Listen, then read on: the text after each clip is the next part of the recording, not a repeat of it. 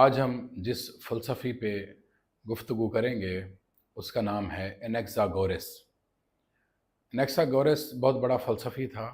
اس نے فلسفے کو ایتھنز، جو یونان کا مشہور شہر ہے، وہاں پہنچایا، جہاں بعد میں سقراط، افلاطون اور ارسطو نے فلسفے پہ مزید کام کیا۔ انیکزاگورس کے دو بنیادی کلیم تھے فلسفے کے حوالے سے۔ پہلا تو یہ تھا، وہ کہتا تھا کہ every thing is in every thing, یعنی ہر چیز میں دوسری چیز موجود ہوتی ہے۔ اس کی مثال اس طرح ہے، جیسے ہم روٹی کھاتے ہیں، اس روٹی میں گوشت بھی موجود ہوتا ہے، ہڈیاں بھی موجود ہوتی ہیں اور خون بھی، یعنی روٹی کھانے کے بعد ہمارے جسم میں گوشت بھی بنتا ہے، خون بھی اور ہڈیاں بھی۔ چنانچہ اس روٹی میں گوشت، خون اور ہڈیوں کے اجزاء شامل ہوتے ہیں۔ جو اس کا نظریہ تھا کہ every thing is in every thing, یعنی ایک چیز میں دوسری چیز پائی جاتی ہے۔ اب یہ مختلف ڈیبیٹ ہے کہ کتنی مقدار میں پائی جاتی ہے، لیکن پائی جاتی ہے۔ جو دوسرا سینٹرل کلیم تھا انیکزاگورس کا، وہ یہ تھا، وہ کہتا تھا کہ نوس، اس نے ایک نام دیا تھا نوس، NOUS، یونانی زبان کا لفظ ہے، اس کا مطلب ہے کہ عقل یا کازمک مائنڈ یا کائناتی عقل۔ جو کائنات کا جو عقل ہے، اس نے اس کو نام دیا نوس کا۔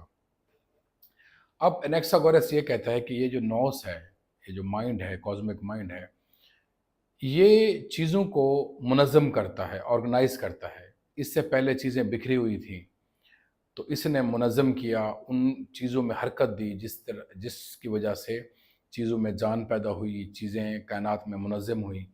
اب کائنات کا جو پورا سسٹم ہے یا پورا جو نظام ہے، وہ نوس کی وجہ سے، اس کازمک مائنڈ کی وجہ سے چل رہا ہے۔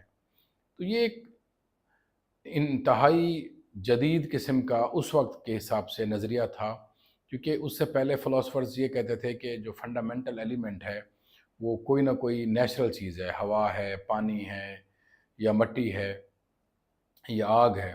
لیکن انیکزاگورس نے کہا کہ جو کائنات کا نظام چلتا ہے، پوری کائنات کو جس نے آرگنائز کیا ہوا ہے، وہ ناؤس ہے، جو کہ ایک کازمک مائنڈ ہے۔